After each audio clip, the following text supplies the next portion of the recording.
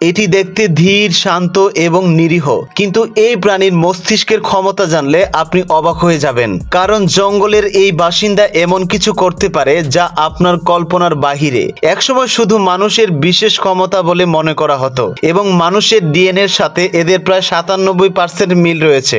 এদেরকে বলা হয় ওরাংওটাং। ওরাংওটাং শব্দের অর্থ হলো বনের মানুষ। থাইল্যান্ডের ব্যাংককে গেলে দেখা যায় এরা মানুষের মতো বক্সিং খেলছে, পপকর্ন খাচ্ছে, এমনকি ক্যামেরার সামনে পোজ দিয়ে হাসিমুখে সেলফিও তুলছে। কিন্তু এই অবিশ্বাস্য বুদ্ধিমত্তার আড়ালে লুকিয়ে আছে এক অন্ধকার বাস্তব। মানুষের বিনোদনের জন্য এদেরকে কিভাবে তৈরি করা হয় জানলে আপনি চমকে উঠবেন। বুদ্ধিমত্তার দিক থেকে এরা শিম্পাঞ্জিদের সমকক্ষ। এরা খুব সহজেই যে কোনো মানুষের আচরণ নকল করতে পারে। বনের মধ্যে এরা গাছের ডাল বা পাতা দিয়ে ছাতা বানাতে পারে, বর্ষার প্রবল বৃষ্টি থেকে বাঁচতে রেনকোটের মতো পাতা ব্যবহার করে, এবং নদী পার হওয়ার জন্য লাঠি দিয়ে পানির গভীরতা মাপে।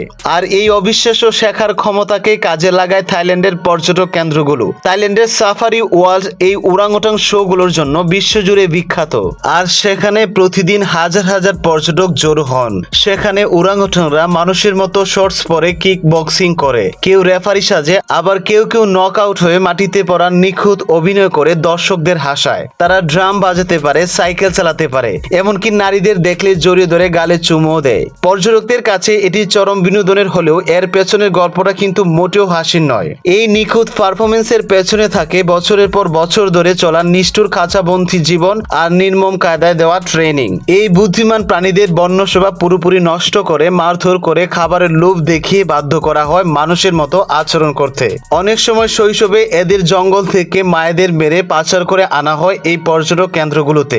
মানুষের এই একটুখানি হাসির জন্য প্রকৃতির এই মুক্ত সন্তানদের আজীবন বন্দিত্ব বরণ করতে হয়। ওরাংওটাংদের এই বুদ্ধিমত্তা কি শুধুই তাদের টিকে থাকার হাতিয়ার, নাকি বিনোদনের নামে তাদের দাসত্ব বরণ করা, নাকি পর্যটনের স্বার্থে চলতে দেওয়া ঠিক? আপনার মূল্যবান মতামত কমেন্টে জানান। এমন আরো রোমাঞ্চকর ভিডিও পেতে আমাদের সাথেই থাকুন।